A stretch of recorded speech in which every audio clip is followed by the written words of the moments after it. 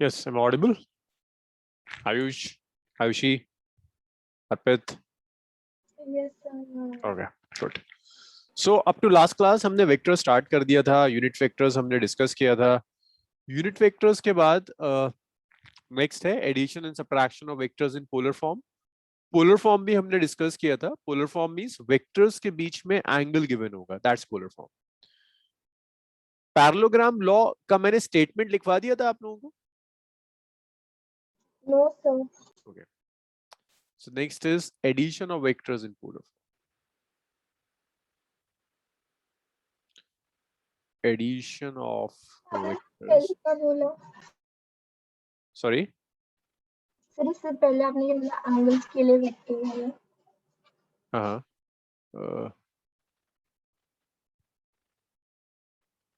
Yes, polar form means angles के बीच में vectors given. Vectors के बीच में angle given होगा. Addition of vectors in polar form.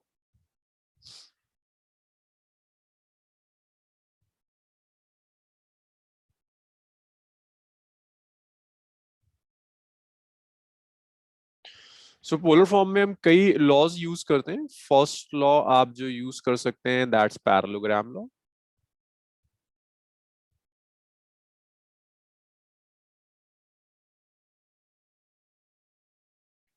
Second law आप जो use कर सकते हो, that's triangle law.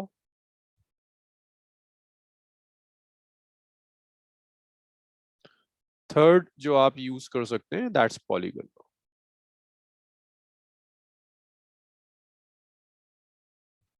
So polar form में आप ये तीन रूल्स यूज करोगे. पैरेललोग्राम लॉ यूज करोगे, या आप ट्रायंगल लॉ यूज करोगे, या फिर आप पॉलीगन लॉ यूज करेंगे. तीन लॉज आप यूज करते हैं. अब देखो इनके नाम आपने सुने होंगे, मतलब ये सब आपने ज्योमेट्री में सुना है. पैरेललोग्राम आप जानते हैं, ट्रायंगल आप जानते हैं, you know what is polygon. So the logic behind these laws is, आपकी प्रॉब्लम होगी वेक्टर प्रॉब्लम.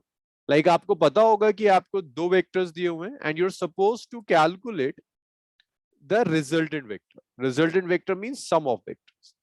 दो वेक्टर्स देगा आपको, लाइक दो फोर्सेस देगा. वो आपसे कहेगा okay calculate the net force. वो दो वेलोसिटीज देगा आपको और वो आपसे कहेगा okay calculate the net velocity. दो एक्सीलरेशंस देगा आपको, कहेगा okay now calculate the net acceleration. ये एक्सपेक्ट करेगा वो आपसे. Yes Ankush. Ankush first lecture सुना था आपने? Yes sir. Very good. So उसके बाद मैं स्टार्ट कर रहा हूं. ऑल्दो इस लेक्चर का फर्स्ट लेक्चर से कोई मेजर रिलेशन नहीं है, they are independent topics.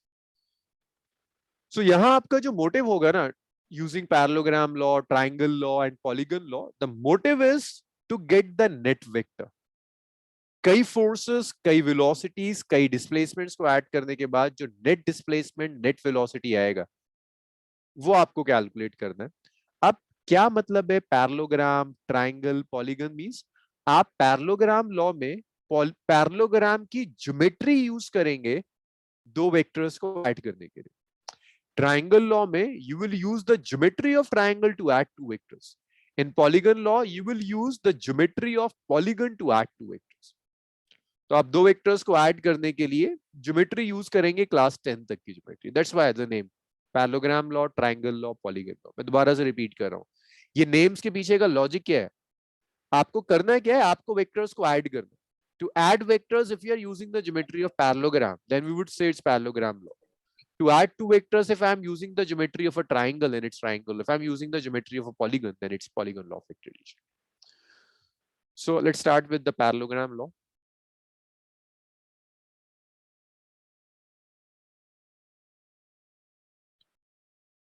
Parallelogram law of vector addition.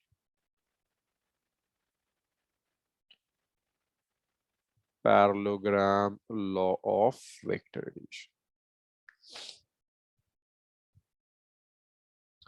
So this parallelogram law simply says कि आप पहले तो ये देखो यूज कब करोगे. To use parallelogram law, first condition is your vector should be in polar form. इसका आंसर मुझे अर्पित देगा. अर्पित, पोलर फॉर्म का क्या मतलब है? आप कैसे आइडेंटिफाई करोगे whether a vector is in polar form or not? Sir मैं तो अभी ज्वाइन किया सर, मैं तो सुना ही नहीं सारा. पोलर फॉर्म तो लास्ट क्लास का था. पोलर फॉर्म तो लास्ट क्लास का टॉपिक था. Sanchi, what do you mean by polar form? Sir polar आपने इतने अच्छे से डिफाइन नहीं किया था पिछली क्लास में। अच्छा, कुछ याद है किसी को? सूरत, कुछ याद है what is polar form? When the, I think, angle is given. Just इसके आगे पोलर फॉर्म में कुछ नहीं है। If you have two vectors and if the angle between the vectors is given, that's polar form. इसके अलावा कोई depth नहीं है, कोई और डेफिनेशन नहीं है, कोई एक्सप्लेनेशन नहीं है, सिर्फ इतना, if you have two vectors और अगर दोनों वेक्टर्स के बीच का एंगल दिया हुआ है then this is polar form, otherwise not. Clear? Sir vector मतलब एंगल, मतलब वेक्टर के बीच का एंगल। दो वेक्टर्स हैं, लाइक दो फोर्सेस हैं, उन फोर्सेस के बीच का एंगल गिवन होगा। आपको ये देगा कि फोर्सेस कितने एंगल पर इंक्लाइंड है एक दूसरे के रिस्पेक्ट, दैट्स पोलर फॉर्म। और दूसरा है कार्टेशियन फॉर्म। कार्टेशियन फॉर्म में आई कैप, जे कैप, के कैप यूनिट वेक्टर्स थे। सो पैरेललोग्राम लॉ में यूज करने का क्राइटेरिया है, पैरेललोग्राम लॉ यूज करने का पहला criteria,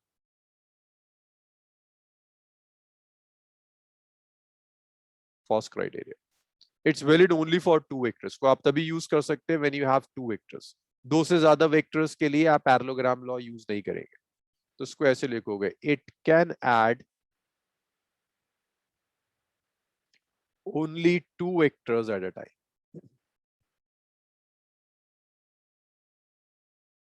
Two vectors at a time. एक टाइम पर पैरेललोग्राम लॉ सिर्फ और सिर्फ दो वेक्टर्स को ऐड कर सकता है। दो से ज्यादा वेक्टर्स पैरेललोग्राम लॉ के थ्रू ऐड नहीं किए जा सकते। That's the first thing. Second,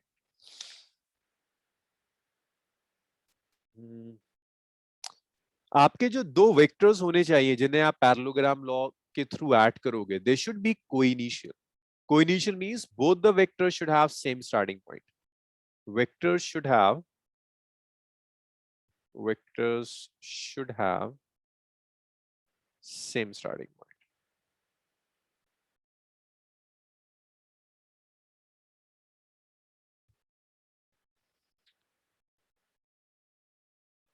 और ऐसे वेक्टर्स को आप कोइनिशियल कहते हैं। अगर इनके स्टार्टिंग पॉइंट सेम है, that means your vectors are coinitial, इन्हें आप कोइनिशियल वेक्टर्स कहेंगे। तो ये दो कंडीशंस हैं पैरेललोग्राम लॉ यूज करने के लिए। मींस आपको जो दो वेक्टर्स देगा, like say this is vector A, this is vector B. देखिए दो वेक्टर्स हैं एंड दे आर कोइनिशियल, दोनों के स्टार्टिंग पॉइंट सेम है और इनके बीच में एंगल गिवन है। अगर ऐसा कुछ दिया है then you can use parallelogram. अब देखिए पैरेललोग्राम लॉ क्या कहता है।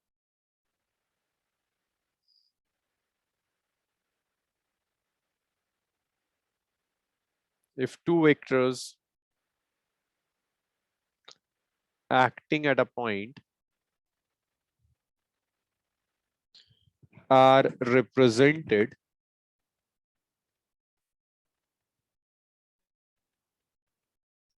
in magnitude and direction,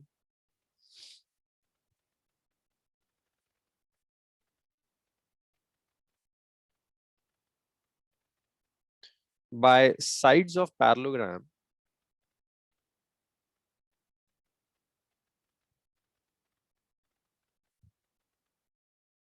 taken in same order,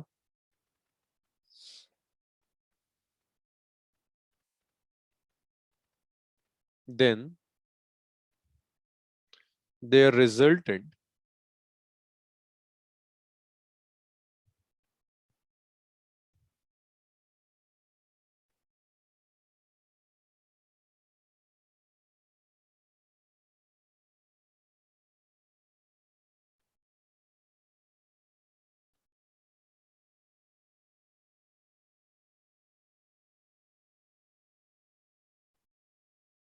can be represented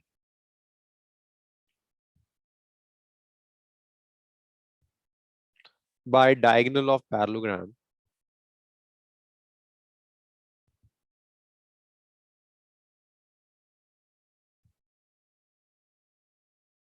from same origin.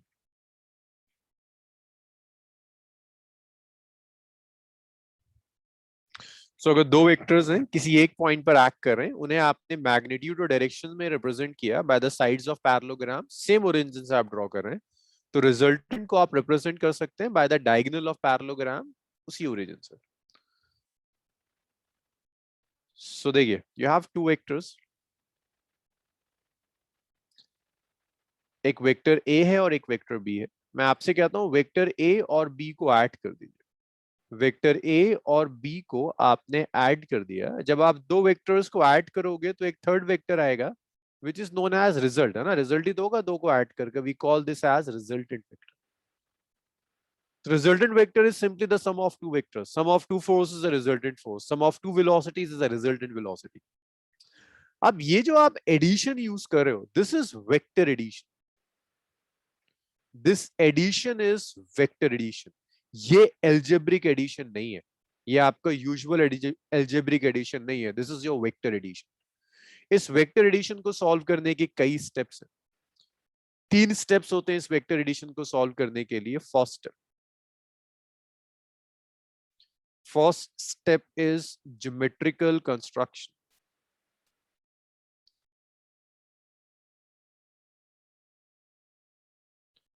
First step is geometrical construction. कि पहले आप ज्योमेट्रिकली मुझे कंस्ट्रक्ट करके दिखाओगे कि रिजल्टेंट वेक्टर क्या है। That's the first step, geometrical construction. तो ज्योमेट्रिकल कंस्ट्रक्शन में आप क्या करेंगे? This is your first vector A, this is your second vector B, angle between them is theta. तो ज्योमेट्रिकल कंस्ट्रक्शन कहता है पहले आप यहाँ पैरेललोग्राम कंप्लीट करिए। तो आपने एक साइड ली वेक्टर ए के पैरेलल, आपने दूसरी साइड ली वेक्टर बी के पैरेलल, और आपने इसका ये डायगोनल रिप्रेजेंट कर दिया। ये जो डायगोनल हम ड्रॉ कर रहे हैं, this diagonal is basically your resultant. This diagonal is your resultant vector.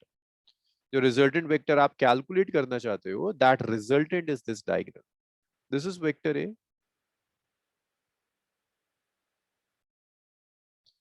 this is your vector B, and this diagonal is your resultant vector R. तो ये diagonal आपका resultant vector R हो। Parallelogram को कुछ नाम देते हैं। This is O A B, A B तो मत दो, इसे P कह दो, इसे Q कह दो, इसे S कह दो, इसे T कह दो। ये आपका पैरेललोग्राम हो गया। सो ये पहला स्टेप है कि अगर वो आपसे कहता है वेक्टर एडिशन करिए, देखिए रेगुलर एडिशन नहीं है, इसके रूल्स नॉर्मल एडिशन से बिल्कुल अलग हो जाएंगे। इस एडिशन को करने के 3 स्टेप्स होंगे। First is geometrical construction. तो आपने पैरेललोग्राम कंप्लीट किया, वेक्टर बी के पैरेलल एक साइड ली, वेक्टर ए के पैरेलल एक साइड ली, पैरेललोग्राम कंप्लीट कर दिया। The diagonal of this parallelogram is resultant vector or not. That's the first step. इसके बाद फर्स्ट स्टेप के बाद वो आपसे कहता है कि मैग्नीट्यूड कैलकुलेट करना है। That's the second step, step 2, that is the calculation of the magnitude. अब मैग्नीट्यूड की कैलकुलेशन में आप लोग हेल्प करेंगे मेरी। भाई मैग्नीट्यूड कैसे आप कैलकुलेट कर सकते हो? आपको क्या गिवन है? देखो पैरेललोग्राम की हर साइड गिवन है, सिर्फ डायगोनल चाहिए। तो जो साइड पी क्यू है ना, the length of this side P Q is equal to magnitude of vector है। मैग्नीट्यूड आप ऐसे भी लिख सकते हो, मैग्नीट्यूड आप ऐसे भी लिख सकते हो, आपकी चॉइस है। PQ और TS दोनों पैरेलल साइड्स पैरेललोग्राम की इक्वल होती है, तो दोनों की लेंथ इतनी हो जाएगी। अर्पित मुझे PT साइड की लेंथ बताओ, PT की लेंथ कितनी होगी?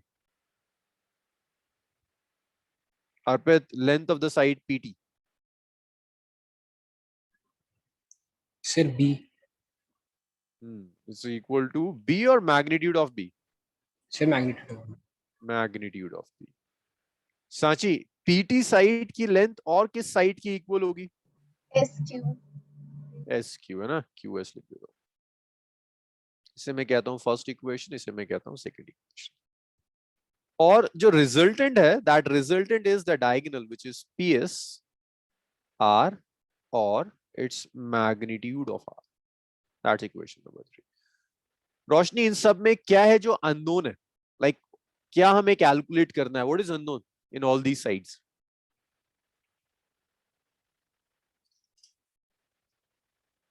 रोशनी ये जितना भी डेटा लिखा है इसमें क्या है अननोन जो हमें कैलकुलेट करना है?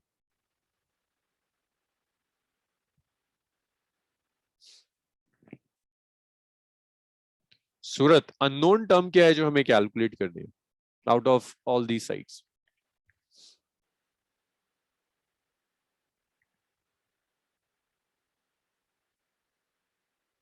क्या? Yes.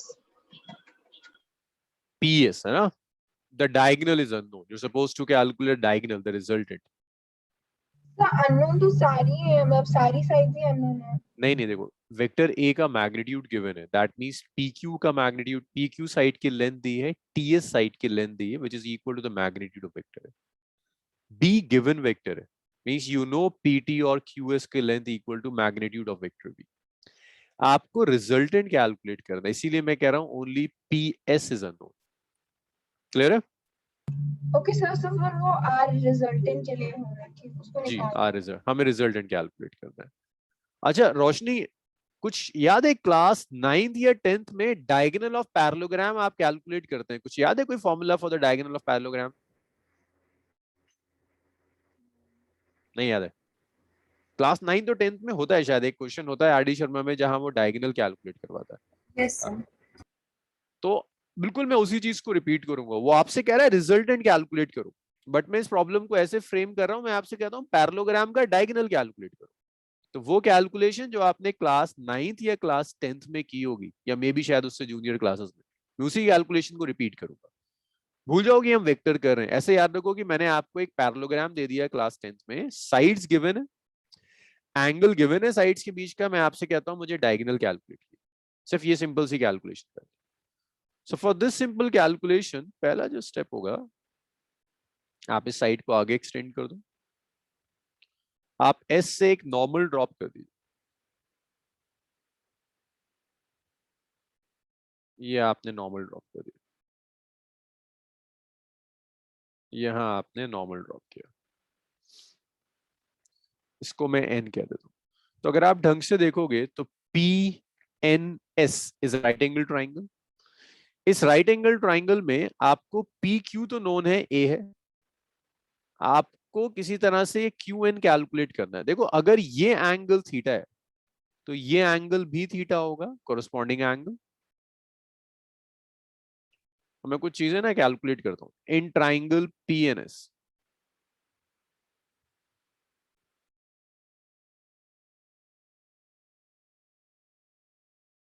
ये ट्राइंगल है PNS, इस ट्राइंगल PNS में आपका जो PS होगा, this diagonal PS is root over its PN square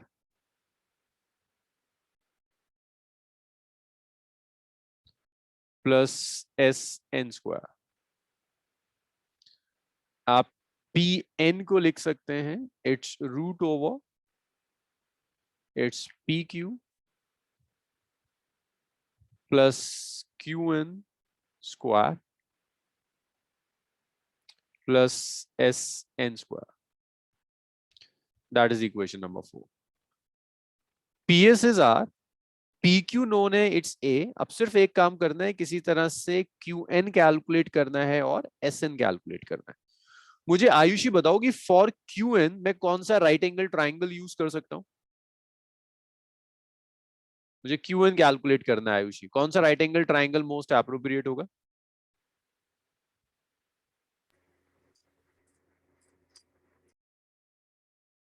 sir QNS। QNS। अब मुझे ये भी बता दो QN के लिए कौन सी ट्रिग्नोमेट्रिक रेशियो यूज करेंगे, साइन कॉस, कौन सी ratio? QS is given, QS आपको पता है इट्स B, कौन सी ट्रिग्नोमेट्रिक रेशियो मोस्ट एप्रोप्रिएट हो? देखो QN क्या है इस ट्राइंगल में, बेस है ना, so we will be using it would be cos theta। cos। cos theta, cos theta क्या आएगा, base upon hypotenuse, so that's base which is QN over hypotenuse which is QS।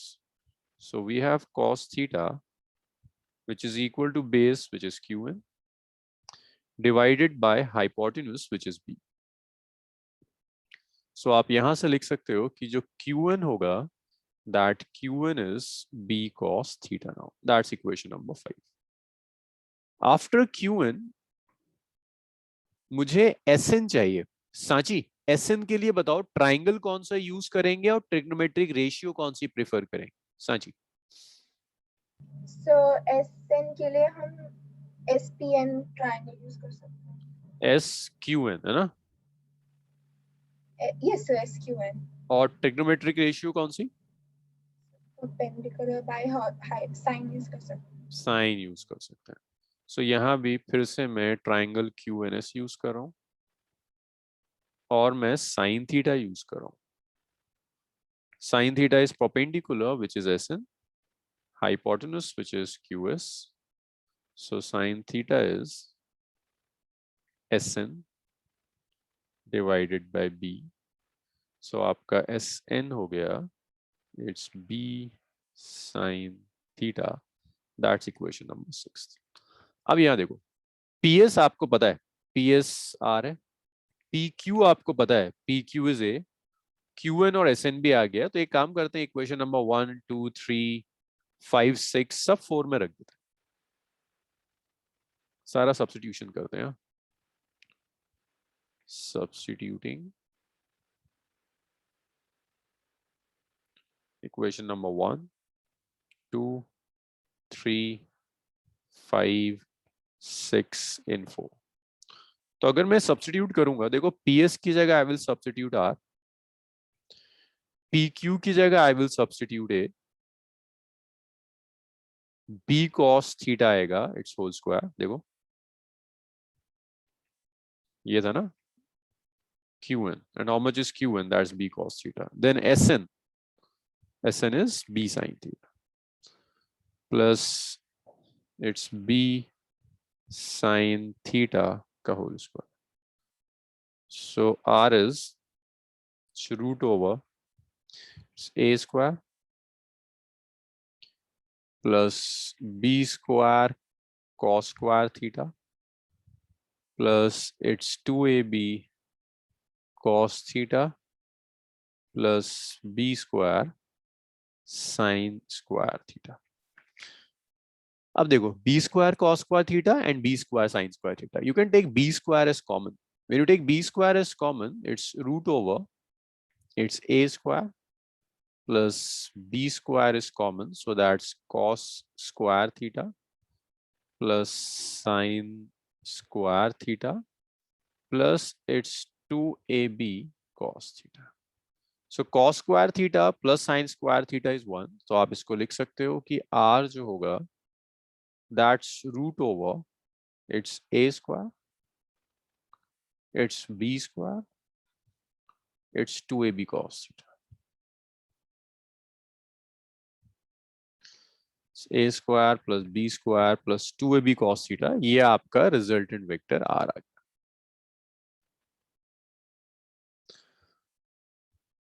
Magnitude के बाद एक step और होता है जिसमें हम डायरेक्शन कैलकुलेट करेंगे, बट पहले आप ये सब लिख लो, फिर हम डायरेक्शन की कैलकुलेशंस पर आएंगे।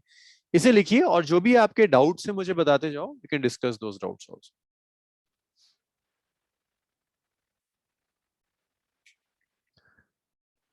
और स्कूल एग्जाम्स इंपॉर्टेंट डेरिवेशन होती है, but result is extremely important. Without parallelogram law आप फिजिक्स नहीं कर सकते। आप कुछ भी करो फिजिक्स में 11th 12th के सिलेबस में, जहां भी एडिशन की जरूरत होगी, so in 90% of questions you will be using parallelogram. Sir done. Okay, can I change the slide now? सबने लिख लिया? अंकुश, अर्पित? No sir. अच्छा नो सर, एक लिखिए लिखिए।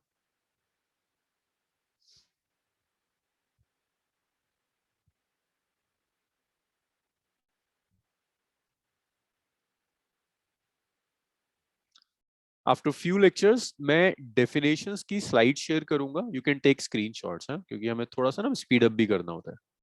सो डेफिनेशन इज समथिंग जो क्लास 11th के बच्चों को जरूरी नहीं कि आप लिखें हाथ से। मैं आपके साथ स्लाइड शेयर करूंगा, you can take screenshots, but calculations आप लिखोगे, क्योंकि जब तक आप हाथ से कैलकुलेट नहीं करोगे कुछ याद नहीं आता। अंकुश क्लियर है सब? Excuse me, sir. Yes. Sir आप एक बार दोबारा से पैरेललोग्राम लॉ की स्टेटमेंट एक्सप्लेन कर सकते हैं? देखो पैरेललोग्राम लॉ कहता है अगर आपके पास दो वेक्टर्स हैं ए एंड बी और वो दोनों कोइनिशियल है, मींस दोनों सेम ओरिजिन से आपने ड्रॉ किया है और आप उन दोनों को पैरेललोग्राम की दो साइड से रिप्रेजेंट कर सकते हैं, जैसे मैं यहाँ रिप्रेजेंट कर रहा हूँ by the sides of parallelogram. तो इसका जो रिजल्टेंट होगा that resultant can be represented by the diagonal of parallelogram drawn from the same origin. तो रिजल्टेंट को आपने डायगोनल से रिप्रेजेंट कर, देखो एक डायगोनल ये भी होगा बट ये उस ओरिजिन से नहीं आ रहा जिस ओरिजिन से ए और बी वेक्टर्स हैं, जिस ओरिजिन से ए और बी आएंगे वहीं से रिजल्टेंट वेक्टर आ रहा है। ये सूरत है, is it clear now? Yes sir.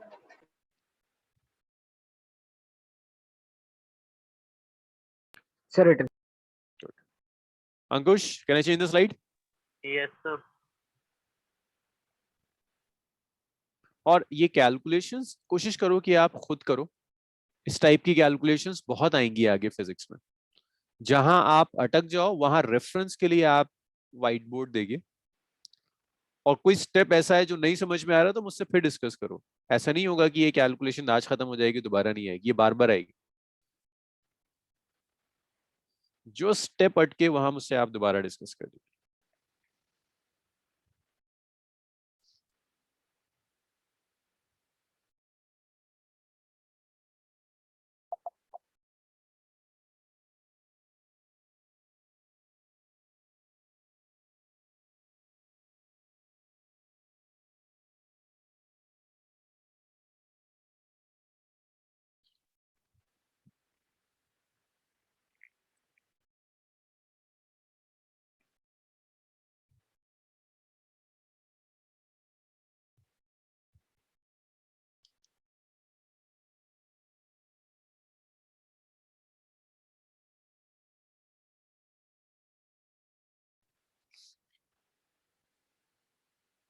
जब आप इतना लिख लो मुझे बताओ कोई डाउट है?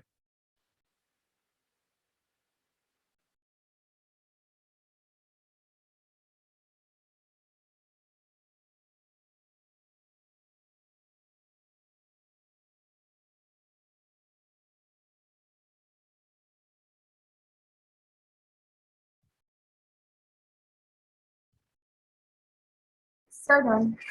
ओके, सबने लिख लिया? No, sir. No, sir.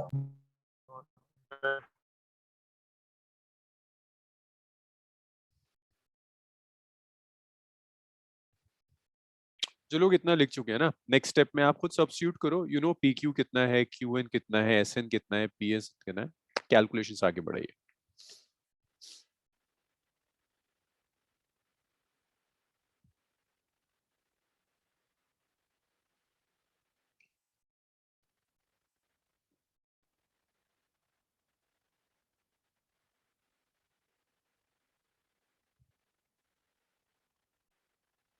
And remember हम फिजिक्स रटते नहीं है, एक एक स्टेप से दूसरा स्टेप आएगा। अगर कहीं आपको नहीं समझ में आ रहा, आपको लगता है कि आपको मेमोराइज कर लेना चाहिए, तो बेटर है आप मुझसे डिस्कस करो।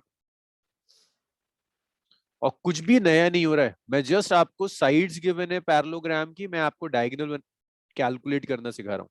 ऐसा ये 2 मीटर दे दूं, ये 3 मीटर दे दूं, मैं आपसे पूछूं ये कितना है डायगोनल, सिर्फ ये कैलकुलेशन है।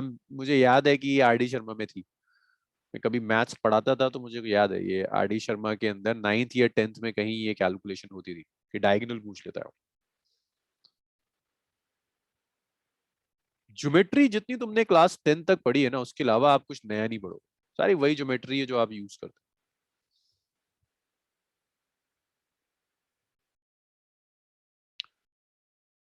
ये हो गया इतना, आगे बढ़ जाए। Yes, sir. अंकुश Yes, sir. हो गया? Yes, sir. चलो, तुम में से कोई था एस्ट्रोफिजिक्स वाले लेक्चर में ट्यूसडे? कोई नहीं था ना, सब मैं ज्वाइन नहीं कर पाई, मुझे नेक्स्ट लेक्चर से ज्वाइन करना है। ओके। वहां तुम्हें दिखता कि जो तुम ज्योमेट्री पढ़ा था ना क्लास 10 तक, मतलब ऐसी नहीं है कि वो ज्योमेट्री यूजफुल नहीं है, पूरा यूनिवर्स का स्ट्रक्चर उस ज्योमेट्री से आता है।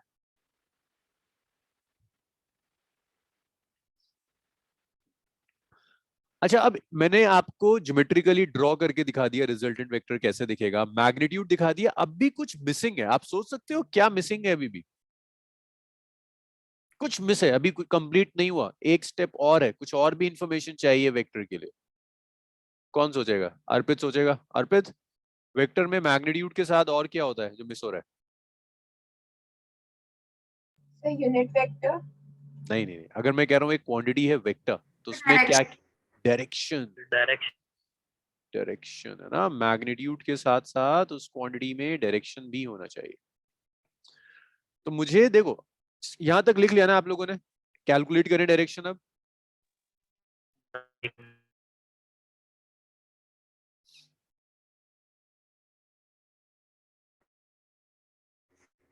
सर एक सेकंड, वो स्लाइड दिखा बस, लास्ट टाइम। और कल वाले लेक्चर में सब आए थे संदीप सर के साथ? Yes sir. कौन कौन आया था? अर्पित आया था, और Yes, sir. सूरत भी थी, रोशनी आप थी? यस सर, रोशनी थी। आयुषी? No, sir. क्यों बचे? आयुषी कुछ दिन आओ, मतलब हो सकता है उस लेक्चर में कभी कभी ऐसा लगे कि ये तो बहुत ही आउट ऑफ सिलेबस जा रहे हैं, बट थोड़ा सा ना आप लोगों की कैलकुलेशंस और सोचने का तरीका उससे मेच्योर होगा। मे भी हो सकता है आफ्टर 2 मंथ्स आपको फिजिक्स के टीचर की जरूरत ही ना पड़े, वो आपकी कैलकुलेशंस को इतना मेच्योर कर देंगे। यस, आप देखिए सुनिए, डायरेक्शन कैलकुलेट, अब डायरेक्शन हम कैलकुलेट करेंगे क्या?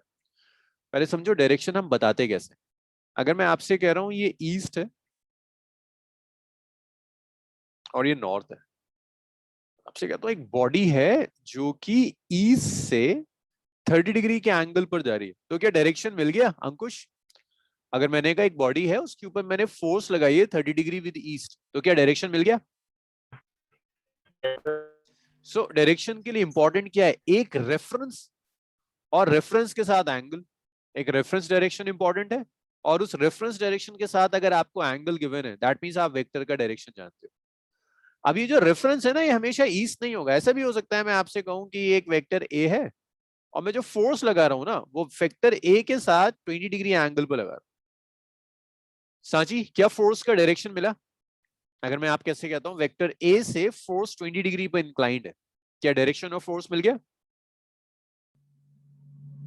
सो 20 डिग्री सिर्फ एंगल मिला है, डायरेक्शन। हाँ। अब अगर मैं आपसे कह रहा हूं वेक्टर ए पता है मुझे और फोर्स ए के साथ 20 डिग्री पर जा रही है, तो क्या अब आप फोर्स का डायरेक्शन नहीं डिसाइड कर सकते? ए का डायरेक्शन नोन है। अगर ए का डायरेक्शन होना है तो बस यही तरीका है डायरेक्शन डिसाइड करने का इन पोलर फॉर्म।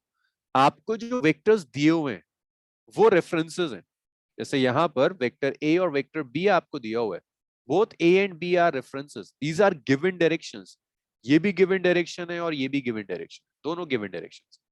आपको चाहिए कि आपको ये चाहिए कि रिजल्टेंट किसी एक के साथ क्या एंगल बना रहा है। If you can calculate this angle, आपको आर का डायरेक्शन पता चल जाएगा। तुम्हें पता है ए कहां पर है? मैं तुमसे बता दूं कि रिजल्टेंट जो है ना वो ए से 10 डिग्री पर है, तो आपको पता है रिजल्टेंट का एग्जैक्ट डायरेक्शन क्या होगा।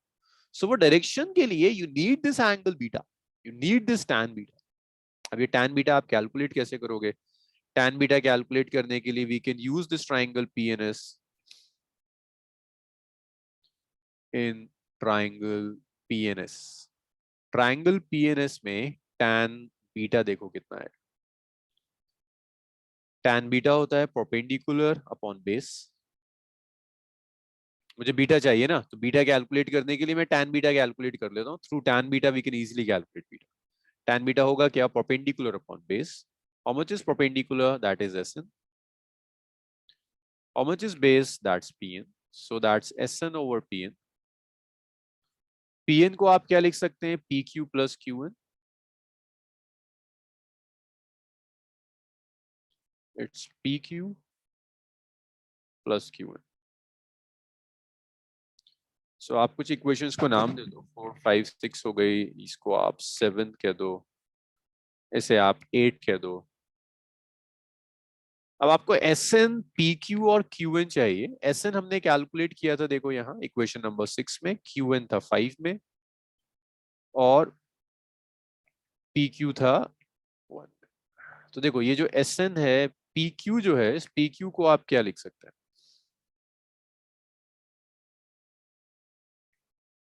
सबकी वैल्यूज रख दो। Sn था b sin थीटा, pq था a और qn था, वो वेक्टर ए था सॉरी सब, पी क्यू तो वेक्टर ए होगा ना? हाँ तो मैंने वेक्टर a तो लिखा है, pq is a and qn is b cos theta. pq is the length of vector a, the magnitude of vector a. Okay, so that's a plus b cos theta, that's tan beta. So once you have tan beta, you can also calculate beta. आप beta को, आपको तो angle चाहिए ना, तो आप ऐसे लिखोगे, beta is tan inverse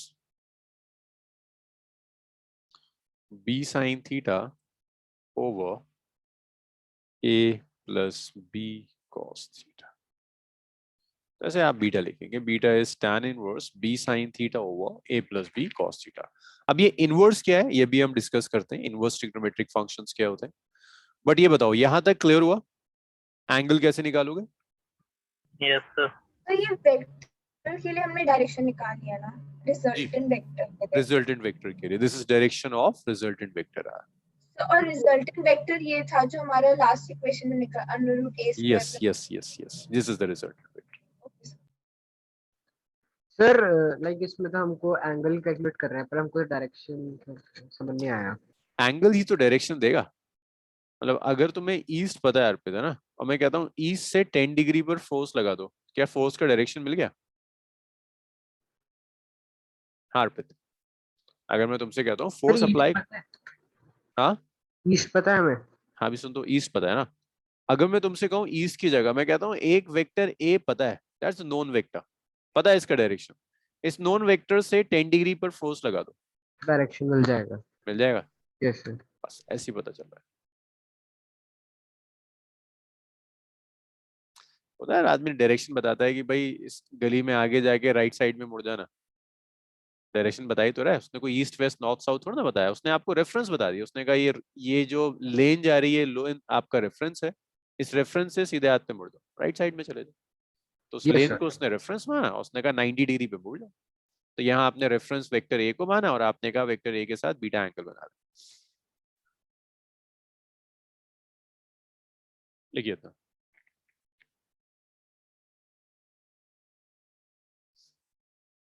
sir तो जब क्वेश्चन एंड हो जाएगा तो फिर हम इन दोनों को साथ में नहीं लिखेंगे, अलग अलग? बिल्कुल बिल्कुल बिल्कुल साथ में लिखेंगे. लास्ट जो स्टेप होगा ना उसमें आप दोनों चीजें मेंशन करेंगे, मैग्नीट्यूड भी और डायरेक्शन भी.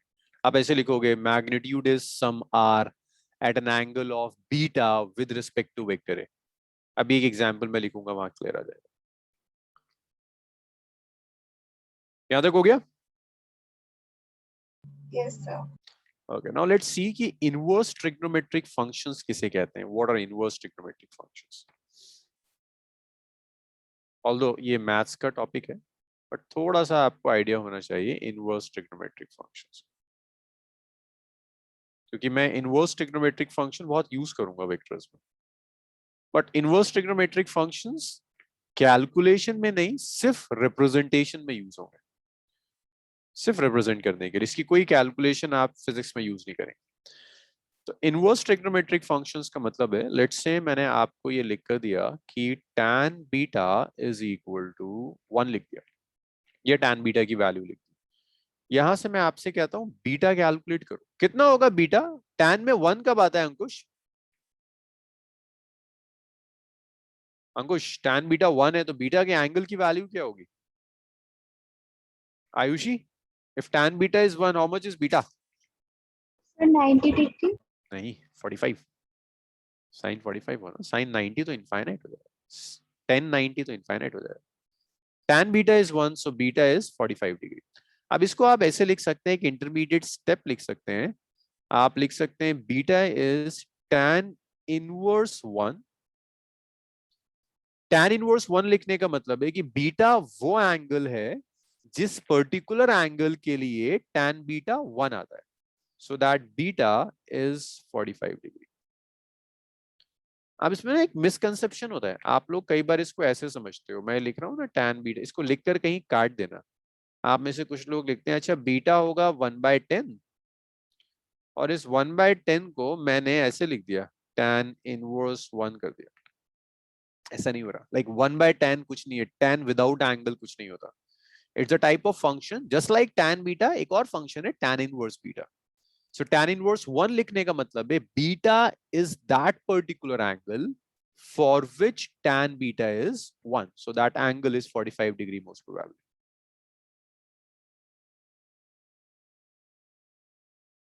हाँ जी बताइए, क्लियर है?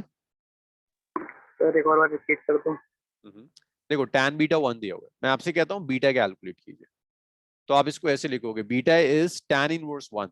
tan इनवर्स 1 मींस बीटा वो पर्टिकुलर एंगल है जिस एंगल के लिए tan की वैल्यू 1 आएगी, और tan की वैल्यू 1 कब होती है? 45 डिग्री पर।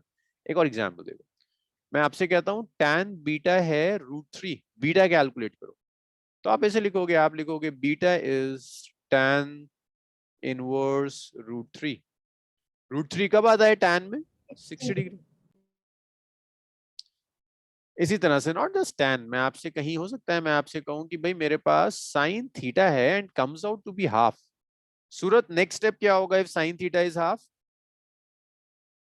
Sine raised to the power -1. Sin inverse half, right? Sorry, And how much is sin inverse half? 30 degree. 30 degree. 30 degree.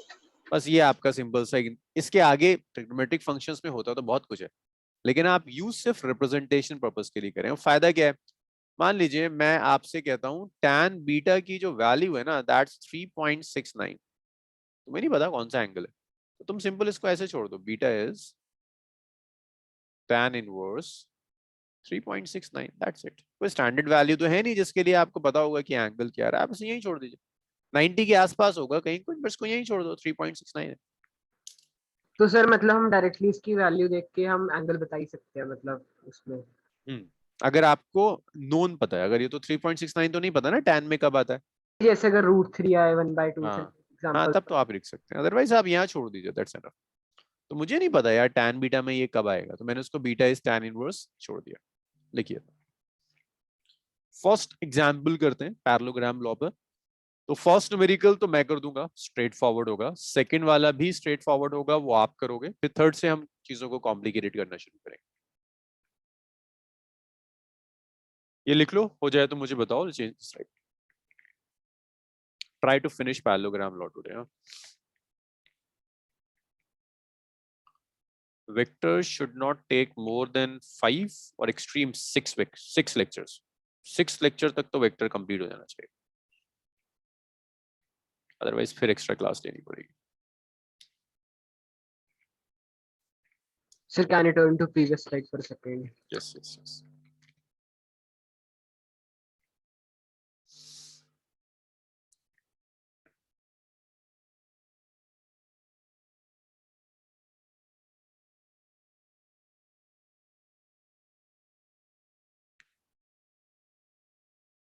Yes sir, written.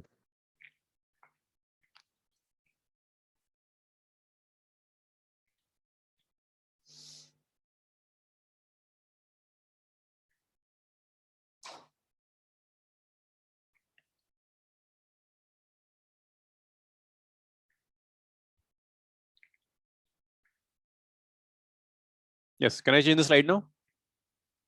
Yes sir. Yes, sir. अच्छा, अब इसमें एक चीज और याद रखिएगा, ये फिजिक्स का पार्ट नहीं है, ज्योग्राफी का पार्ट है। ज्योग्राफी में डायरेक्शंस मेंशन करने के ना कुछ कन्वेंशंस होते हैं, कुछ स्टैंडर्ड मेथड्स होते हैं, मैं वो आपको दिखा दूं। जैसे अगर कोई एक, जैसे मैं ये डायरेक्शन आपसे कह रहा हूँ, ठीक है, और यहाँ मैंने angle, just a second,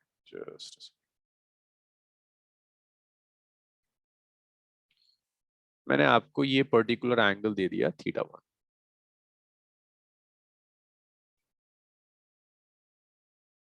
This is east, this is west, this is north, this is south. So let's say मैंने आपसे कहा ये एक फोर्स है, आपको देखकर पता चल रहा है कि फोर्स ईस्ट से θ डिग्री एंगल पर है और नॉर्थ की तरफ जा रही है। जब आप इस डायरेक्शन को लिखोगे ना, तो लिखने का तरीका ये है कि its direction is F1 is at 30 degree theta north of east. East को बेस लिया, बेस से थीटा डिग्री पर है, कहां जा रहा है? टूवर्ड्स द नॉर्थ का। एक और डायरेक्शन है, मैं इस वाले डायरेक्शन को लिखता हूं, जैसे मैंने ये दे दिया आपको, मैंने आपसे कहा this angle is let's say theta 2 कह दिया, और मैं कहता हूं यहां पर एक फोर्स एक्ट कर रही है F2, तो आप इसका डायरेक्शन कैसे लिखोगे? थीटा 2 क्या लिखेंगे? नॉर्थ ऑफ ईस्ट या east of north? Sir east of north. इसे आप लिखोगे थीटा 2 ईस्ट ऑफ नॉर्थ। लेकिन वो भी तो ईस्ट के बेस पे है। नहीं, देखो ये वाला एंगल किसकी रिस्पेक्ट में लिया है? ईस्ट की रिस्पेक्ट में या नॉर्थ की रिस्पेक्ट? ओके ठीक है, ओके ठीक है, तो बेस इज नॉर्थ। यहाँ एंगल किसके साथ लिया था? ईस्ट के साथ, तो बेस इज ईस्ट। एक कन्वेंशन और होती है जो वो भी जियोग्राफी में ही यूज होती है, फिजिक्स में नहीं, but we will be using that in vectors at least, कि अगर आपको ये डायरेक्शन दिया और उसने कहा कि ये एंगल 45 डिग्री है यहां से, सो ये भी एंगल कितना होगा? 45, 90 होता है। तो इस डायरेक्शन में 45 लिखने की जरूरत नहीं है, आप सिर्फ ऐसे लिख दो साउथ वेस्ट। तो जैसे ही मैंने साउथ वेस्ट लिख दिया, इट्स अंडरस्टूड कि ये बाइसेक्ट कर रहा है, 45 45 होगा। सिमिलरली आप बाकी कोऑर्डिनेट्स भी आप सोच सकते हैं। तो ये कुछ कन्वेंशंस हैं, जियोग्राफी के conventions which we will repeat in vectors. इसे लिख लीजिए, I will be using these conventions in the next few numericals.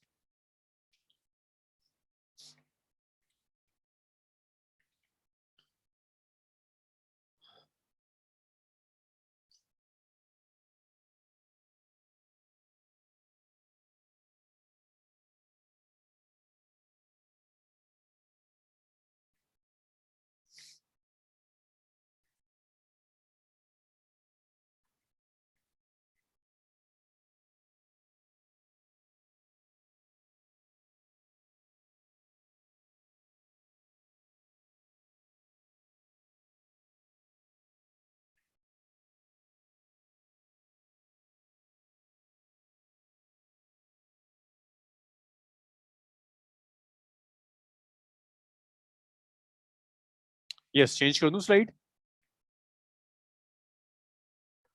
Yes sir. चलिए, first numerical on parallelogram.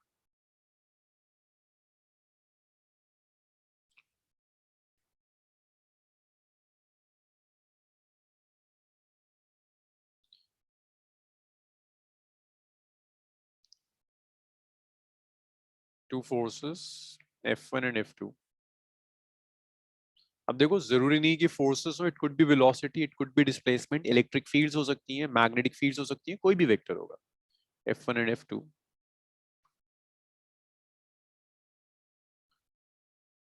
are acting on a point as shown.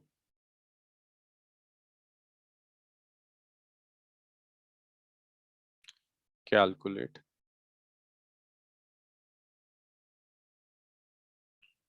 resultant force.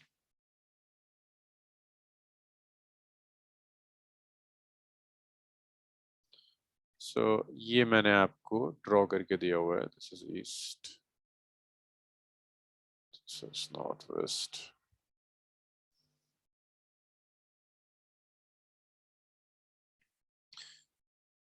One force is acting in this direction, that's F1, which is 2 Newton.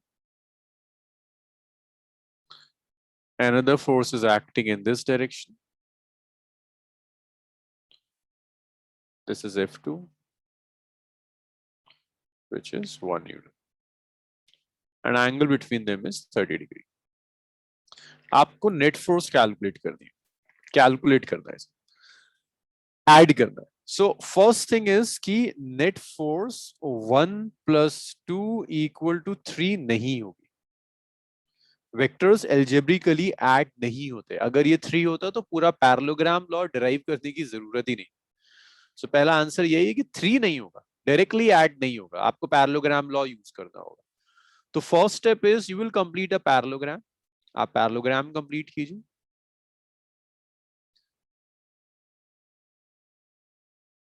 Get the diagonal of parallelogram, इस diagonal को आप f कहोगे।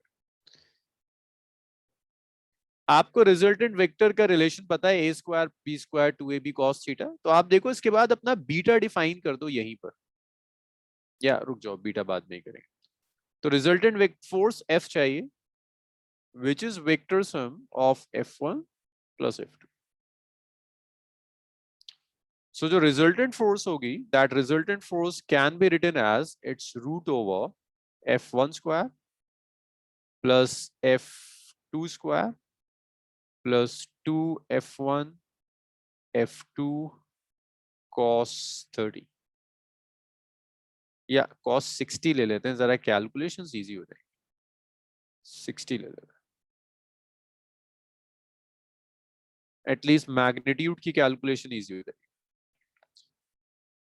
अब आप value substitute कर दो, किसी को भी आप f1 ले लो, किसी को भी आप f2 ले लो, मतलब मैटर नहीं करता है कि आप f2 square plus f1 square लिख रहे हैं, f1 square plus f2 square लिख रहे हैं, कोई भी ऑर्डर ले सकते हैं। f1 कितना है 2 है, it's 2 square.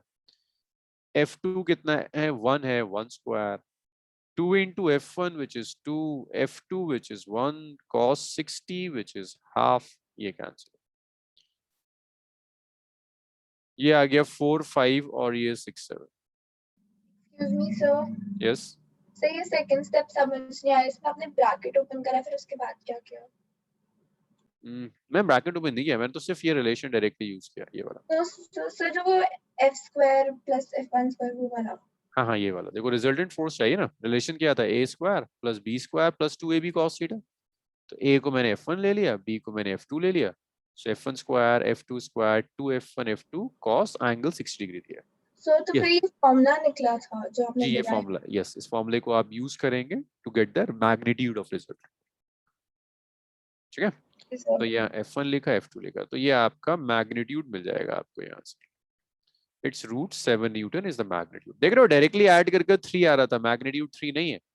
You can't add vectors directly, आप एल्जेब्रिकली वेक्टर्स को ऐड नहीं कर सकते। अगर आप ऐड कर पाते तो पैरेललोग्राम लॉ की जरूरत ही नहीं, आप ऐसे ऐड करोगे। ये आपका एडिशन है, आपसे ये नॉर्मल एडिशन है, रूट 7 आया। सो फर्स्ट स्टेप हो गया ज्योमेट्रिकली कंस्ट्रक्ट कर लिया, सेकंड स्टेप हो गया मैग्नीट्यूड कैलकुलेट कर लिया, एक थर्ड स्टेप बचा हुआ है डायरेक्शन कैलकुलेट करना।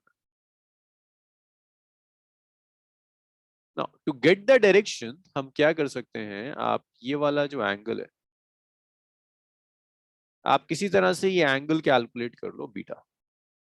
तो देखो ये एंगल कैलकुलेट करने के लिए भी हमने एक रिलेशन डिराइव किया था, and that is tan beta is b sin theta over a plus b cos theta. मैं इसे यूज कर रहा हूं। tan beta is b sin theta over a plus b cos theta।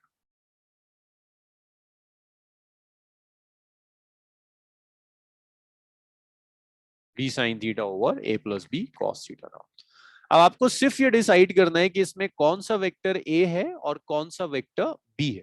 मुझे बता सकते हो f1 और f2 में से कौन सा a है और कौन सा b है? देखो जिसके साथ भी आपने बीटा डिफाइन करा ना, that's a।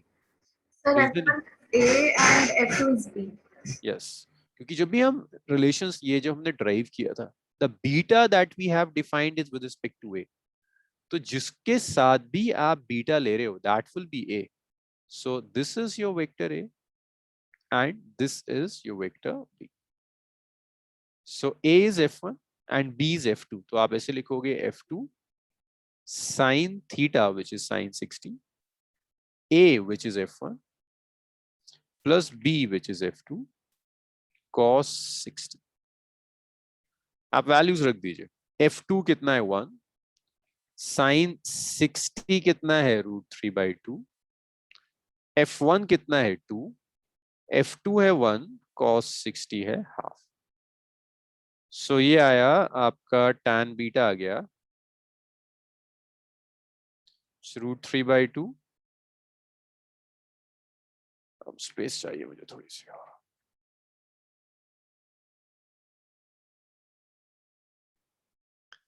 So tan beta is √3/2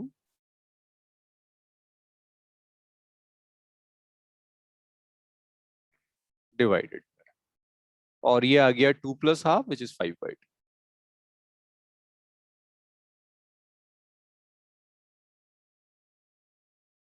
So we get tan beta is √3/5. तो आप यहां से बीटा लिख सकते हो, बीटा इज tan इनवर्स √3/5. ये बीटा है, tan इनवर्स √3/5. तो आप फाइनल रिजल्ट ऐसे लिख सकते हो, फाइनल जो फोर्स है वो √7 न्यूटन है, किस एंगल पर है, tan इनवर्स √3/5, और ये किसके साथ दिया हुआ है, this is with respect to F1. तो आप ऐसे लिखोगे रिजल्टेंट फोर्स जो है it's √7 newton at tan inverse √3/5 with respect to F1. जो भी आपकी फोर्स F1 थी उसकी रिस्पेक्ट. आप इसी को एक तरह से और भी लिख सकते हो, अगर आप ईस्ट और ये ईस्ट डायरेक्शन है एंड दिस इज नॉर्थ, आप ईस्ट और नॉर्थ की टर्म्स में अगर लिखना चाहते हो तो आप ऐसे लिखोगे रिजल्टेंट फोर्स का मैग्नीट्यूड इज √7, ईस्ट से नॉर्थ जा रहा है तो क्या लिखोगे, ईस्ट ऑफ नॉर्थ और नॉर्थ ऑफ ईस्ट. अभी सिखाया था north of east. North of east √7 newton at tan inverse √3/5 north of east. लेकिन एंगल तो नॉर्थ ईस्ट के बेस पे बना है. हाँ तो इसीलिए तो लिख रहा हूँ, बेस बाद में आता है. देखो जो बेस है वो बाद में आता है.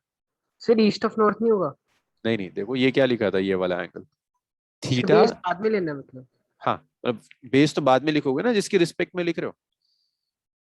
नॉर्थ की तरफ जा रहा है बट किसकी रिस्पेक्ट में, ईस्ट की respect. North of east, east से नॉर्थ की तरफ जा रहा है. सो ऐसे आप फाइनल अपना फोर्स कैलकुलेट करोगे. इतना लिखो. इसमें एक छोटा सा डिस्कशन और भी है, पहले आप इसको लिख लो, सॉल्व कर लो, फिर वो डिस्कशन करें. यस सर ये जो आपने बोला कि cos 60 ले लेते हैं, वो कन्वीनियंट, अपनी कन्वीनियंस मैंने अपनी कन्वीनियंस के लिए लिया. मैं हो सकता है अगले न्यूमेरिकल में आपको 30 डिग्री दे दूं. मैं तो सिर्फ थोड़ा सा अपना टाइम बचाना चाह रहा था. cos 30 लेते हैं ना तो √3. न्यूमेरिकल में दिया होता है. हाँ एंगल गिवन होगा, बिल्कुल डेफिनेटली एंगल गिवन होगा, वेक्टर्स के बीच में angle. That's a part of a question.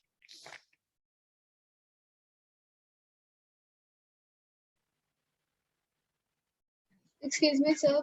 जी जी सर हमें डायरेक्शन सारे क्वेश्चन में फाइंड करनी होगी अगर नहीं भी डायरेक्शन तो. हाँ बिल्कुल डायरेक्शन फाइंड करें, बिकॉज वेक्टर्स का कोई मीनिंग ही नहीं है if you don't have direction. Vectors तो कंप्लीट ही तब होगा जब डायरेक्शन आएगा. तो ये बात इक्वल लास्ट में 1 × √3/2. देखो F2 जो है, F2 कितना गिवन है, 1 न्यूटन. sin 60 √3/2 हो जाएगा. F1 is 2, F2 is 1, cos 60 is half. सो तो फिर आपने नेक्स्ट स्लाइड में 5/2 लिखा था. हाँ तो ये तो √3/2 हो गया. यहाँ एलसीएम लोगे तो 2 हो जाएगा. 2 2 4 + 1. ओके 2 + 1/2. Very good. जहां भी कोई डाउट हो उसको क्लियर कर लो, क्योंकि जब आप न्यूमेरिकल सॉल्व करना शुरू करोगे तो इसमें उतनी ही एक्यूरेसी होनी चाहिए जैसे आपकी डायमेंशंस में थी. Excuse me sir, directions find करने के लिए हमने F2 sin 60 डिग्री के जब सॉल्व करे तो सर आपने = 1 लिखा है. सर नहीं कुछ नहीं बचे. वो मेरा पेन चल गया. कुछ नहीं, मैं लिख रहा था बस, स्पेस नहीं. तो नेक्स्ट स्लाइड पे चला गया. अंकुश क्लियर है सब? Yes, sir. Sanchi yes sir. बस इसीलिए ना पहले डायमेंशंस मैं कराता हूँ, क्योंकि डायमेंशन से जरा सा कॉन्फिडेंस लेवल बढ़ जाता है कि ओके सब कुछ आता है. अब जैसे जैसे आगे जाएंगे difficulty level for the next few weeks बढ़ेगा. At least for the next 4 weeks difficulty level बढ़ता चला जाएगा, फिर जाके वो कांस्टेंट हो जाएगा. Yes sir. आयुषी क्लियर है सब? Yes sir. सर मेरे को ये डाउट है कि सर अगर जैसे इसमें तो सर ऑपोजिट डायरेक्शन में फोर्स लग रही है तो सर हम इसमें पैरेललोग्राम लॉ लगाते हैं, but sir in case sir अगर वेक्टर या फोर्स एक डायरेक्शन में हो तो सर हम रिजल्टेंट फोर्स फिर इक्वल करके लिख सकते हैं? अगर सेम डायरेक्शन होगा ना then angle is 0 degree, right? मतलब आप ये कह रहे हो कि दोनों सेम डायरेक्शंस में, एक ऐसा जा रहा है एक ऐसा जा रहा है ना? Yes sir. I am coming to it. That's special case of parallelogram law. वहां अगर आप पूरा पैरेललोग्राम लॉ भी लगाओगे ना तब भी 3 आएगा आंसर। तो फिर वहां ये याद कर लेते हैं कि okay if they are acting in same direction तो डायरेक्टली नहीं ऐड करेंगे, और पैरेललोग्राम लॉ अप्लाई नहीं करेंगे, डायरेक्टली ऐड कर देंगे, आंसर तो सेम आता है। अदरवाइज इन जनरल ये ट्रू है। Okay sir. That's a special case. एक न्यूमेरिकल आप सॉल्व करोगे, उसके बाद I will come to that special case. Roshni clear है सब? Yes, sir.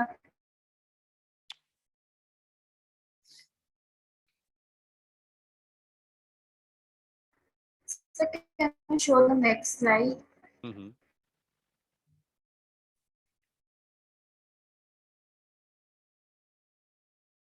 सर ये रिप्रेजेंटेशन लास्ट में इम्पोर्टेंट है, मतलब इसको मार्क्स वगैरह है इसके? Yes yes yes. आप जब नीट के ऑब्जेक्टिव्स देखोगे ना प्रीवियस ईयर्स, तो वहां पर जो आंसर्स हैं वो सिर्फ इस रिप्रेजेंटेशन से अलग होगा। √7 सब में होगा, tan इनवर्स √3/5 सब जगह होगा, सिर्फ यहीं जाकर ऑप्शंस चेंज होंगे। So that's important, you should know this. Okay sir. मैं शायद सारे न्यूमेरिकल्स में नहीं करवाऊं, एक न्यूमेरिकल में कराना जरूरी था। That's important, you should know this representation. Sir, so Yes, how Suraj. is inverse trigonometric ratio important? This is important just for the purpose of representation, at least for the physics point of view. But otherwise जैसे आपका sine theta cos theta tan होता है ना, बिल्कुल ऐसी series होती है sine inverse theta, cos inverse theta, tan inverse theta. जैसे आप प्रॉब्लम्स, रियल लाइफ प्रॉब्लम्स आप करते थे, ट्रिग्नोमेट्री है आपके पास, वहां आप यूज करते हैं इसको, ऐसी ही इनकी भी रियल लाइफ प्रॉब्लम्स हैं, पूरा trigonometric relation. But unfortunately physics में हम यूज नहीं करेंगे, so मैं बहुत डिटेल पे नहीं जा रहा। बट जितनी आपने मैथ्स पढ़ी है for the trigonometric function, 6 trigonometric functions, things are valid for inverse trigonometric functions also, 6 inverse trigonometric functions। but for the physics thing हम सिर्फ और सिर्फ ये यूज कर रहे होंगे, रिप्रेजेंटेशन, एंगल को रिप्रेजेंट करने के लिए मैंने tan इनवर्स यूज कर दिया। Yes.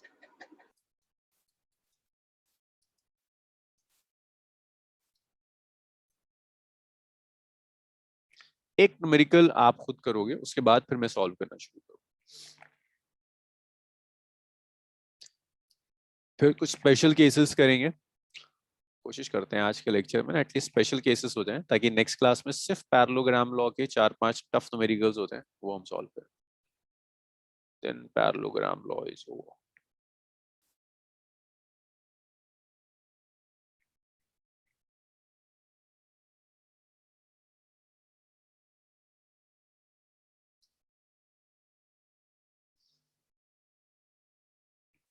Can I change this right now?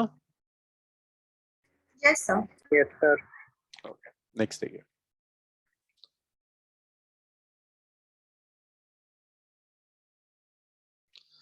The next question is, ये भी बहुत ज्यादा टफ नहीं है, सिर्फ मैं आपको फोर्सेस दे रहा हूँ, आसान सी चीज है। सिर्फ ये फॉर्मूला ना एक आध बार आप यूज करोगे तो याद हो जाएगा आपको। So we have two forces, one is F1, this is 2 Newton, another is F2 which is 4 Newton. This angle is 120 degree. Calculate net force. Although beta आप कहीं से भी ले सकते हैं, बट सबका आंसर सेम हो, मैं कंपेयर कर पाऊं, take beta with respect to F1।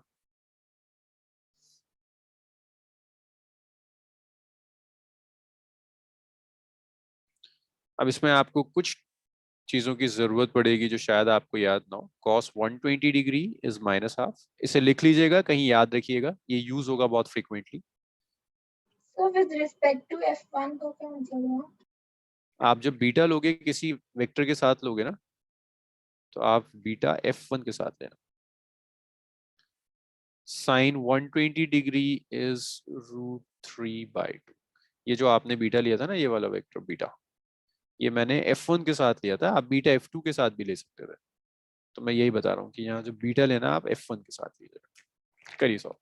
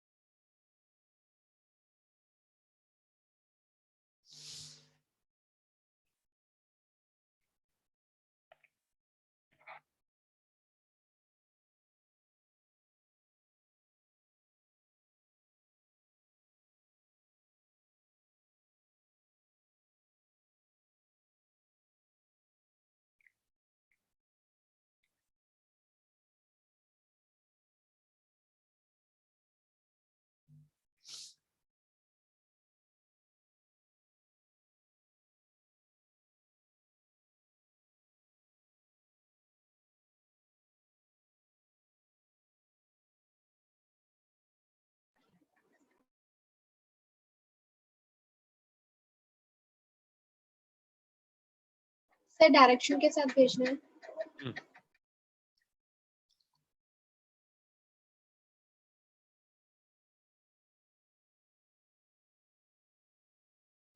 क्योंकि विदाउट डायरेक्शन तो कुछ रह नहीं जाता इसमें।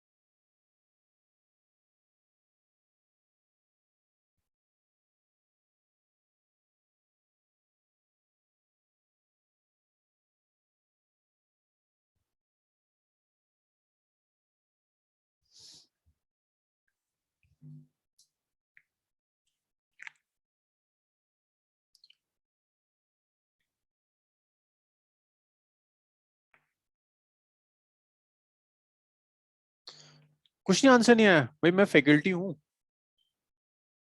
इतना टाइम कैसे लग गया? आयुषी, रोशनी, सूरत, फैकल्टी को भेजना। Faculty, I am faculty.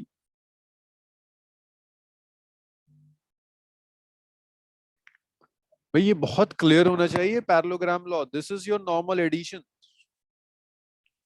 ये आपका नॉर्मल एडिशन है। अब से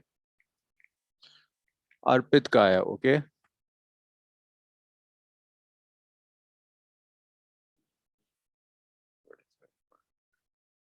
ठीक है अर्पित, अभी देखते हैं।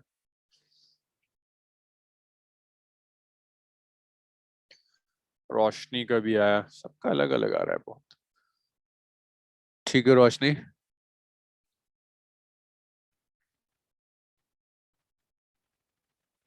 सूरत, सांची,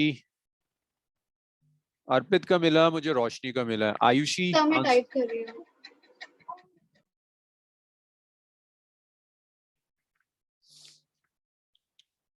अंकुश का भी आ गया, ओके। अंकुश और रोशनी का मैच कर रहा है, अर्पित का बिल्कुल अलग है। ओके, ठीक है अंकुश।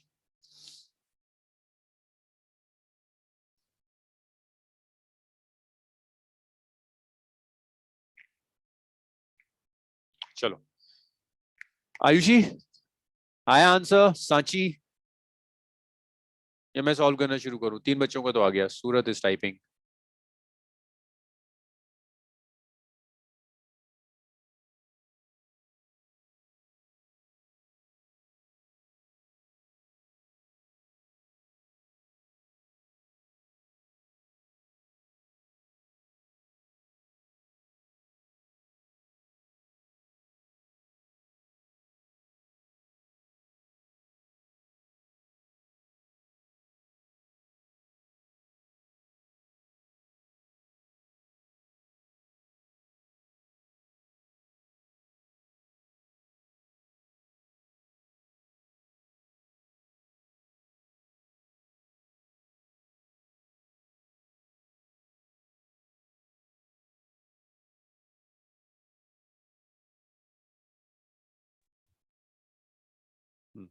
सॉरी।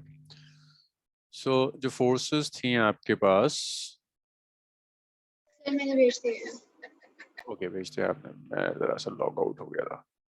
सूरत का आया है आंसर, और बस सांची का आंसर नहीं है मेरे पास अभी भी, और आयुषी का आंसर नहीं है। दिया तो मैंने भी भेज दिया है। भेज दिया आपने? अच्छा, मैं ना लॉग आउट हो गया था 1 सेकंड के लिए। तो शायद किसी और के पास चला होगा। आयुषी का आ गया दोबारा। चलो, so this is F1। F1 कितना था? ये 2 था ना, 2 Newton. Yes, sir. F2 is 4 4, Newton. angle is 120 degree। सो पहला काम ये है कि जल्दी से ना पैरेललोग्राम कंप्लीट कर लेते हैं, और ये जो पैरेललोग्राम का डायगोनल आएगा, ये डायगोनल आपको रिजल्टेंट वेक्टर F दे देगा। So this diagonal is your resultant force F now. ये डायगोनल आपका रिजल्टेंट फोर्स F हो गया। अब आपको ऐसे लिखो, force is vector F1 plus vector F2, ये फोर्स। अब आपको डायरेक्शन चाहिए, मैग्नीट्यूड चाहिए पहले ना। मैग्नीट्यूड होगा F is root over F1 square F2 square 2F1 F2 cos 120 degree. जिस वैल्यू सब्स्टिट्यूट कर दो। F1 is 2 square, F2 is 4 square, 2 into F1 is 2 into 4 cos 120 is minus half। कुछ लोग ना माइनस भूल जाते हैं। So ये F हो गया, it's root over, it's 4 plus 16, so it's 4 plus 16, it's minus 8। सब भूल गए थे माइनस साइन, हद है। मैंने देखा नहीं था। एक एक को भी ना माइनस साइन तो किसी को भी याद नहीं, साहब ने गड़बड़ मारी हुई। साफ साफ लिखा था, इसी ने मैंने cos 120 की वैल्यू भी लिख दी थी कि ये माइनस हाफ है। अब बताओ ये ठीक है इतना?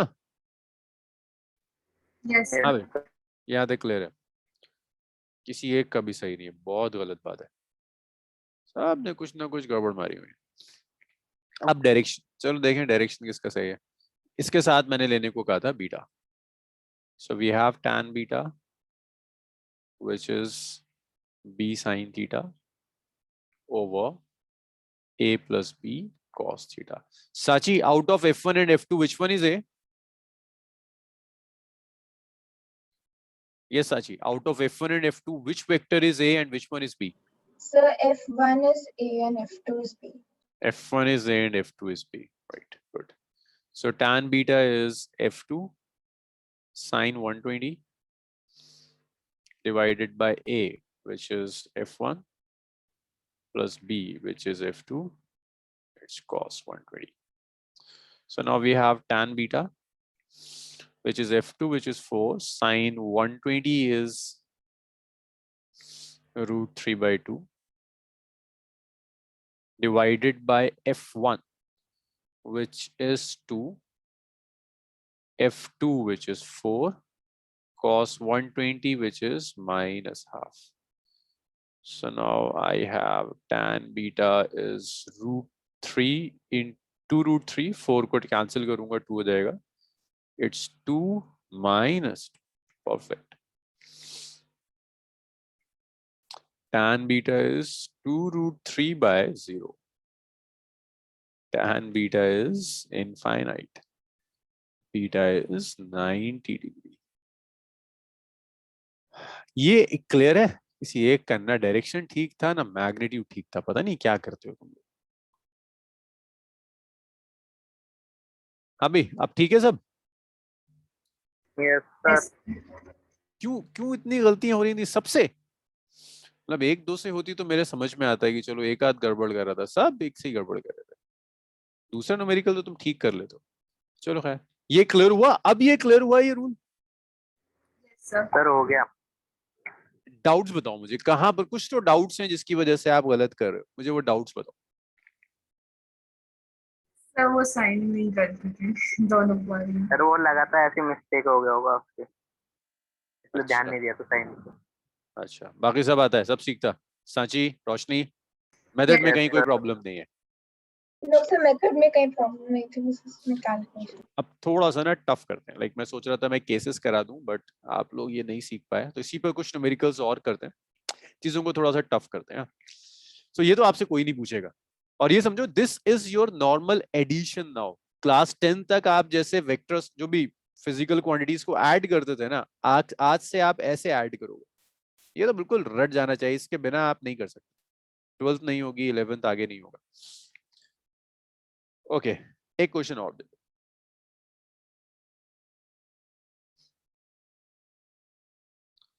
Resultant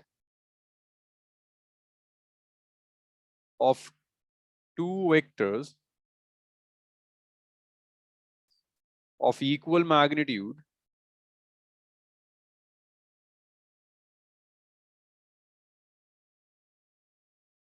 is equal to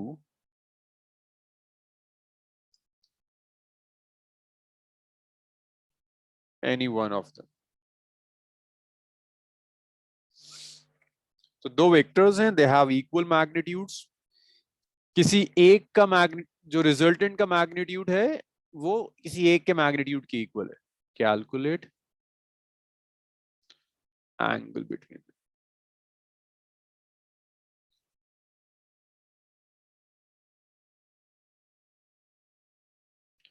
question सिर्फ इतना कह रहा है आपसे, मैं हिंट भी दे रहा हूं आपको कि एक वेक्टर ए है, मुझे नहीं पता दूसरे वेक्टर के बारे में कहां जा रहा है, इनके बीच में कुछ एंगल है। आप पैरेललोग्राम लॉ जब कंप्लीट करोगे then you will get the resultant of the vector.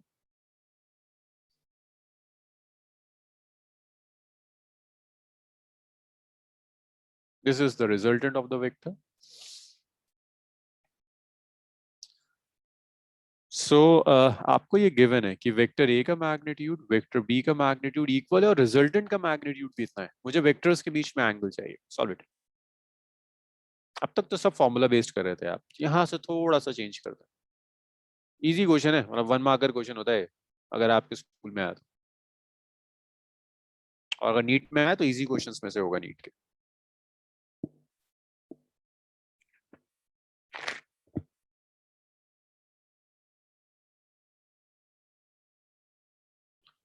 दो मिनट है आपके पास इस क्वेश्चन के लिए, करिए सॉल्व।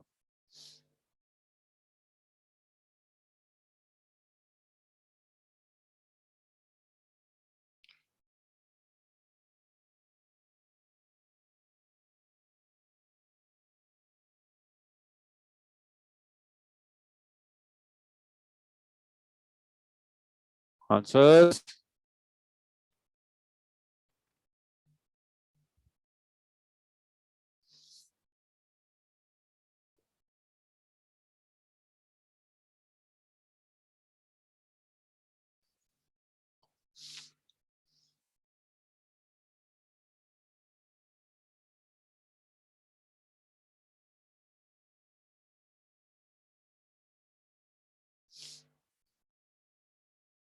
सर एंगल कैलकुलेट करना है। जी, एंगल थीटा चाहिए आपको, थीटा कैलकुलेट करना है। 1 मिनट और वेट करूंगा, उसके बाद मैं मान लूंगा आप में से किसी से नहीं हुआ और मैं सॉल्व करना शुरू करूंगा।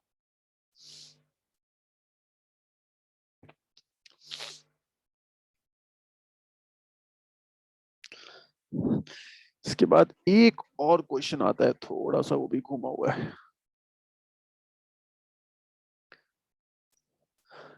गुड अर्पित, वेरी गुड। अर्पित का सही आ रहा है। और किसी का आंसर? वेरी गुड, अर्पित का ठीक है।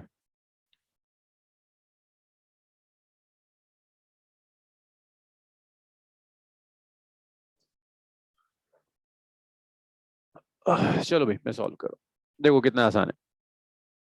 पहले आप रिजल्टेंट निकाल दो। रिजल्टेंट होता क्या है? Resultant is vector A plus vector B. Now resultant का मैग्नीट्यूड लिख दो। आर क्या है? It's root over A square plus B square plus 2 A B cos theta. Value रख दो, आर की जगह भी ए रख दो, ए की जगह तो आप ए रखोगे ही, बी की जगह भी आप ए रख दो। Twice of A into A is cos theta. तो ये ए आ गया, it's root over it's 2a square plus 2a square cos theta. दोनों साइड स्क्वायर कर दीजिए। So it's a square is 2a square plus 2a square cos theta. इसको left में ले जाकर सब ट्रैक कर दीजिए। It's A square minus 2a square is 2a square cos theta. ये आ गया माइनस ए, देखो सबको ए इसलिए रखा क्योंकि सबके मैग्नीट्यूड इक्वल है, ए बी आर सब ए रख दिया, तो ये माइनस ए स्क्वायर आ गया, it's 2a square cos theta. निकाला है यस सर, एक का मैग्नीट्यूड निकाला, ये ए बी की जगह ए लेके। हाँ, मैंने सिर्फ ये यूज कर दिया कि आर ए और बी सबका मैग्नीट्यूड सेम है ना, क्वेश्चन में गिवन है, तो मैंने आर की जगह भी ए रख दिया, ए की जगह तो ए था, बी की जगह ए रख दिया। मोटिव है कॉस थीटा कैलकुलेट करना, तो कॉस थीटा आया minus A square by 2a square, cos theta आया minus half is cos theta. कब आता है माइनस हाफ? 120। 120।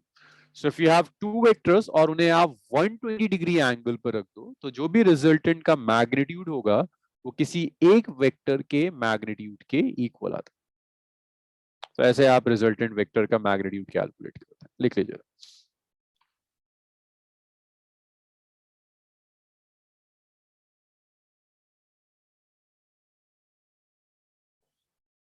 अब इसमें एक स्पेशल केस करते हैं, फिर कुछ और न्यूमेरिकल्स।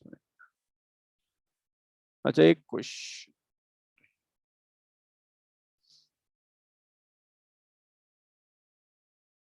इतना हुआ?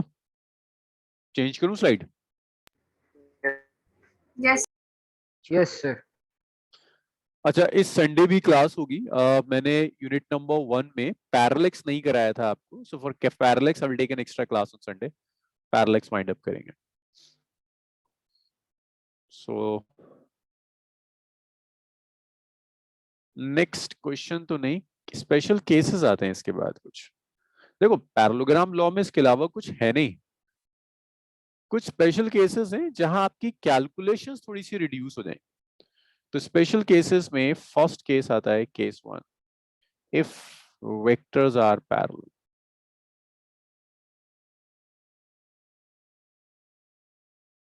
आपको जो वेक्टर्स दिए हुए हैं, if those vectors are parallel.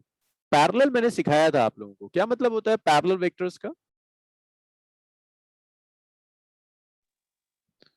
Two vectors are parallel means they're acting in same direction. If vectors are acting in same direction, that means angle between them is 0 degree.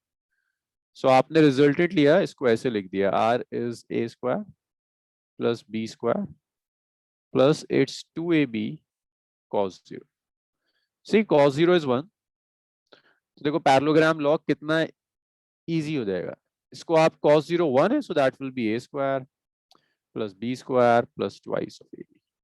आप resultant को ऐसे लिख सकते हैं, it's root over a plus B whole square, square और root cancel कर देगा, so r is a plus B now, that's r, a plus b का मैग्नीट्यूड।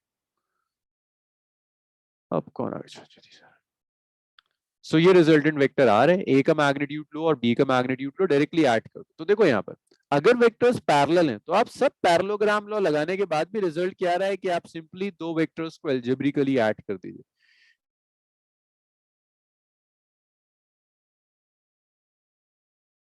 सर लेकिन ये तो स्टेटमेंट होती है r is equal to a plus b।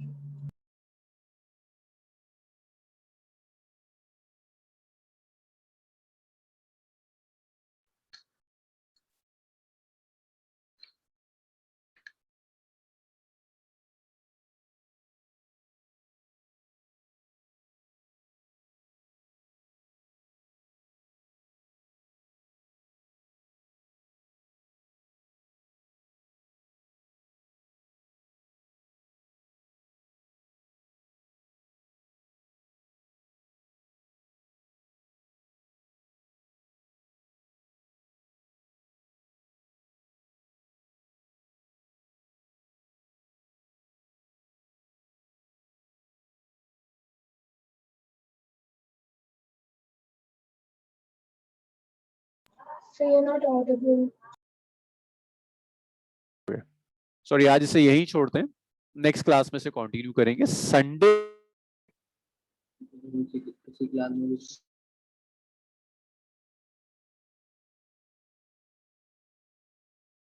Sir you are not Audible.